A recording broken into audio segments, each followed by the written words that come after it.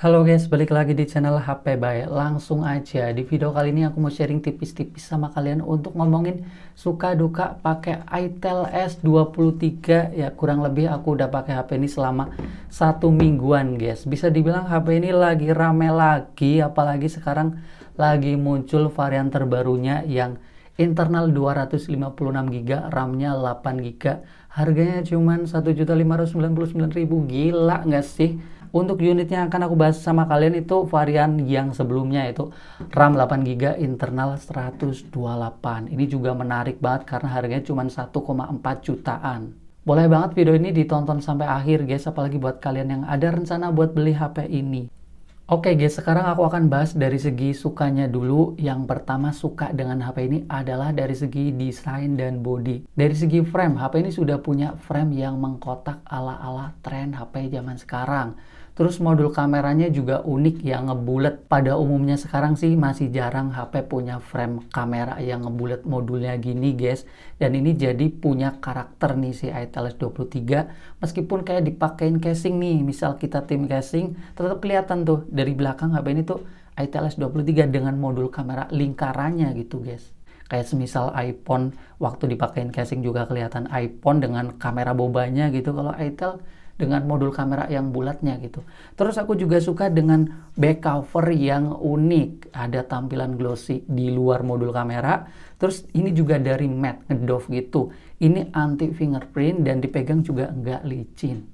Terus karakter warnanya juga bisa berubah guys waktu kena pantulan cahaya gitu, apalagi sinar matahari, apalagi di warna selain yang hitam. Terus aku juga suka dengan feel genggamannya yang bisa dibilang HP ini tuh lumayan compact gitu guys. Beratnya cuma 192 gram, ketebalannya 8,4 mm dengan ukuran layar 6,6 inch, jadi nggak bongsor. Dipegang lama-lama tuh kayak nyaman gitu guys. Oke, selanjutnya suka yang kedua di HP ini adalah dari segi performanya. Ini sih jelas banget salah satu yang bikin rame di HP ini yaitu performanya gitu guys. Pertama nih, HP ini sudah punya chipset Unisoc T606. Unisoc ini chipset yang tergolong bagus untuk kelas entry level. Terus HP ini punya RAM internal yang gede banget juga, 8 GB per 128 guys. Jarang banget di kelas harganya punya internal atau RAM segede ini. Apalagi memorinya juga sudah berjenis UFS, bukan eMMC gitu guys. Perpaduan chipset dan RAM yang gede, internal gede, tipe UFS ini bakal ngaruh banget pada bagian performanya. Misal nih, pada bagian Antutu aja HP ini bisa dapat skor di 247 ribuan guys. Ini hampir sama dengan Infinix Hot 30 yang kemarin aku bahas yang harganya 1,8 juta. Dan ini juga tidak diragukan lagi, memang performanya bagus guys. Kayak buat multitasking, buat harian, buka tutup aplikasi, bisa buka aplikasi yang banyak tanpa kayak login ulang ataupun kayak nge-refresh gitu, ngeblank. Aku nggak ngerasain di sini guys.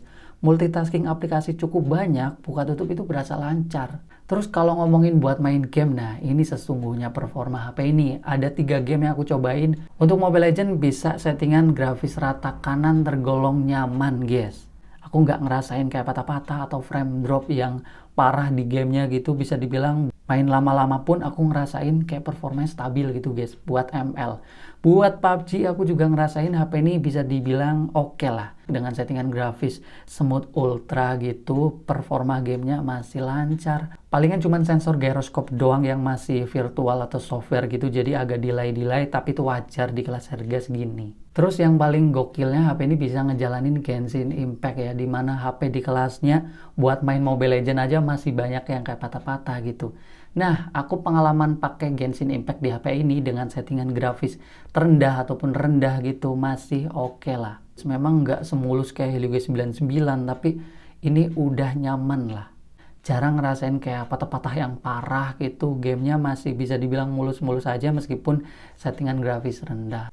Oke guys, suka yang ketiga di HP ini adalah dari segi layar, tapi ini nggak keseluruhan ya. Nanti juga aku bakal cerita ada keluhan di bagian layarnya. Lebih tepatnya yang aku sampaikan pada bagian layar poin bagusnya itu refresh rate-nya sudah 90 Hz. Dimana HP di harga segini tuh masih jarang banget yang punya refresh rate tinggi guys. Jadi kayak buat pengalaman scrolling sosial media itu kayak mulus gitu guys. Aduh enak lah. Tuh, jadi kita punya budget tipis tapi bisa ngerasain feel scrolling kayak HP yang harganya 2 jutaan plus-plus gitu guys. Terus untuk kualitas warna layarnya juga aku bisa dibilang cukup nyaman guys. Kayak warnanya itu cukup keluar, nggak berasa kusem gitu. Ketajamannya juga pas.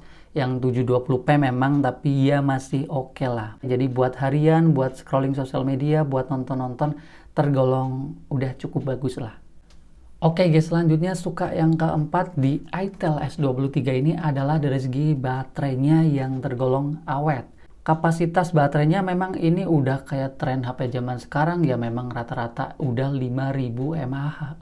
Tapi untuk daya tahannya aku ngerasain ini kayak sedikit lebih awet dibanding HP 5000 mAh pada umumnya guys.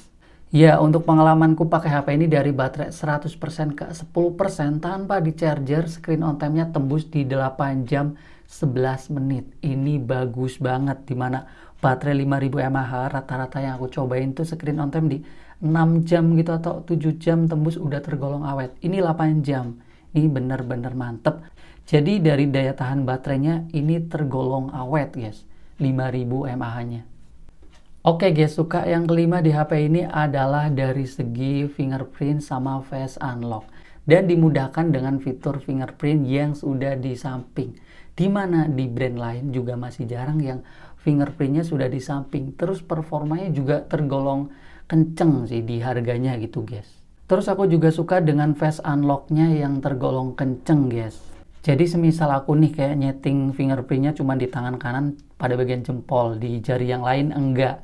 Dan semisal pakai tangan kiri kayak tekan tombol power aja langsung nih, langsung ngebukanya kenceng tuh guys.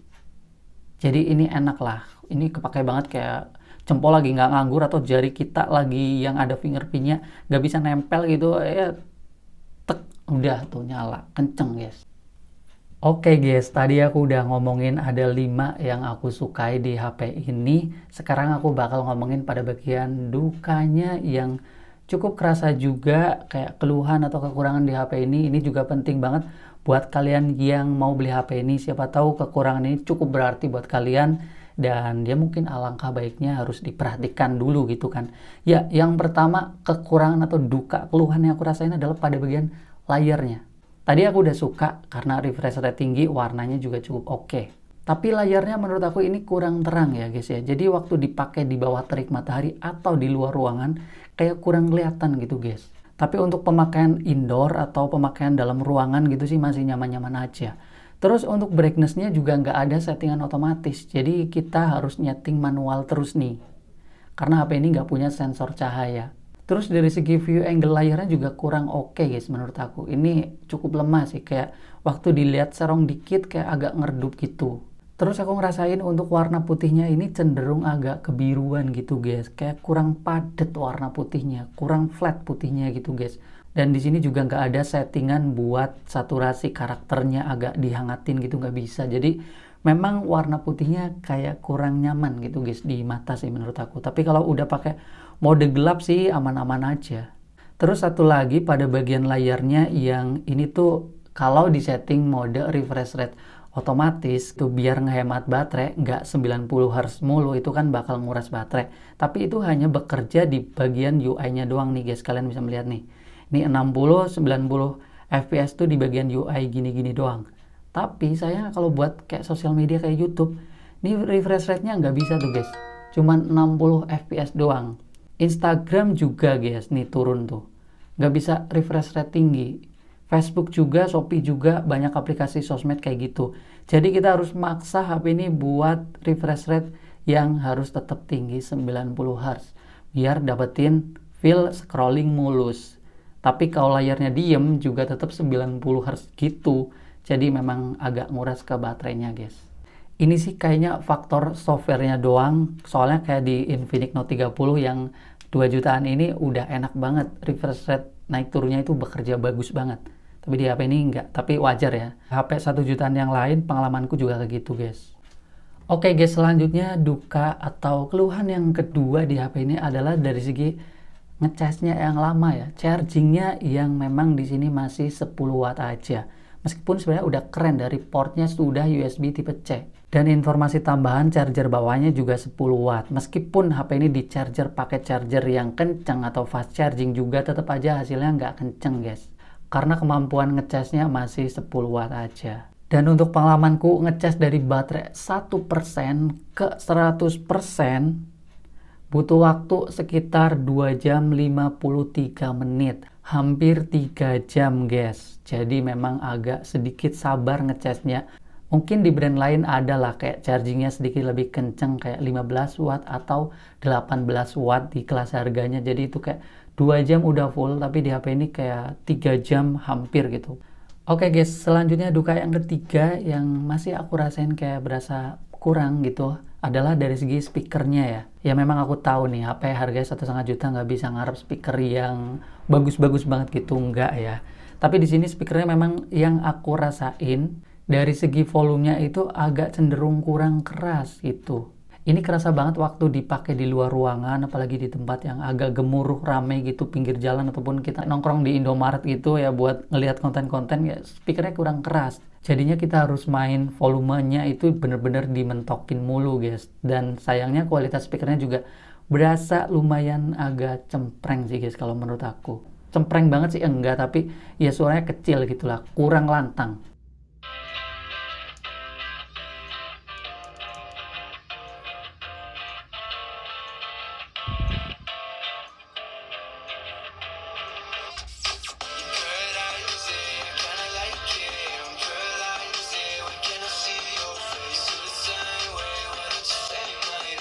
Tapi kalau untuk pemakaian di dalam ruangan atau di tempat yang bisa dibilang nggak ramai gitu, speakernya sih masih oke-oke aja lah, sesuai harganya lah guys lah. Oke guys, selanjutnya duka yang keempat ini adalah pada bagian kameranya. Sekali lagi ini sebenarnya kameranya ya masih sesuai harganya aja, cuman nih siapa tahu kalian punya ekspektasi dengan yang memang resolusinya itu tinggi 50 megapiksel. Karena untuk hasil yang aku jepret-jepret di sini dari segi karakter warnanya kurang konsisten gitu guys. Kadang-kadang warnanya terlalu saturasinya tinggi gitu, kayak terlalu lebay gitu warnanya. Tapi lebih sering juga warnanya agak pucat-pucat gitu. Jadi harus pinter-pinter banget ngatur pencahayaan atau angle waktu motret. Terus untuk detailnya juga memang agak kerasa kurang meskipun di pencahayaan yang cukup. Harus bener-bener waktu motret tuh HP nggak boleh gerak. Di kamera belakang sama kamera depan juga kayak gitu guys. Terus untuk foto yang cenderung agak gelap, meskipun di sini ada mode super malam, tapi memang hasil mode super malamnya ini kayak nggak ngebantu banget. Cuman bisa naikin dari segi kecerahan gambarnya yang jadi lebih terang, tapi untuk detail karakter warnanya nggak keangkat gitu guys. Jadi cenderung gambarnya agak kurang tajam malah jadinya, cuman jadi terang doang. Terus untuk perekaman videonya juga mirip-mirip kayak hasil fotonya. Ya memang di sini nggak ada stabilisasi, itu wajar banget di harganya. Karakter warnanya juga kayak kurang konsisten, kadang agak gonjreng parah, lebay gitu, kadang juga agak pucat. Terus untuk fokus gambarnya juga berasa kurang detail tajam gitu. Jadi memang dari segi kamera sih ini salah satu bagian yang mungkin agak kurang, tapi nggak jelek banget juga guys. Oke guys, sekarang saatnya closing dan sedikit kesimpulan dari video suka duka pakai Itel S23 ini. Jadi kalau ditanya apakah HP ini worth it gitu. Nah, kalau menurut aku sih HP ini bisa dibilang punya value yang banyak dengan modal cuman 1,4 juta. Dengan harga segitu dapat desain yang bagus, pegangan yang bener nyaman di tangan, layar punya refresh rate tinggi, performa yang bener-bener mencolok banget, bisa main Genshin Impact, dengan RAM yang gede, memorinya juga 128 GB itu bakal enak banget karena nggak gampang penuh tuh memori. Terus baterainya juga awet, terus punya fingerprint yang kecek di bagian samping, kenceng, face unlock-nya juga responsif. Pertanyaannya sebenarnya kalau kalian mau beli HP ini tuh cukup inget aja kekurangannya berarti atau enggak menurut kalian. Kayak layar yang memang kurang oke, brightness otomatis nggak ada, kurang terang juga. Terus pada bagian charging yang tergolong lama, speaker yang suaranya ya agak kurang gitu. Kamera yang memang bukan untuk bagus-bagusan, hanya sekedar foto-foto biasa. Dan buat kalian juga yang nggak mentingin soal branding, karena ini brand yang bisa dibilang terdengar baru di Indonesia. Di luar kekurangan itu, HP ini punya spek, value, performa yang bagus, cuman modal 1,5 juta kurang lebih. Worth it parah kalau nggak mempermasalahkan kekurangannya. Kalau menurut kalian gimana? Kalian komen aja di kolom komentar. Kita ketemu lagi di video selanjutnya dan bye-bye.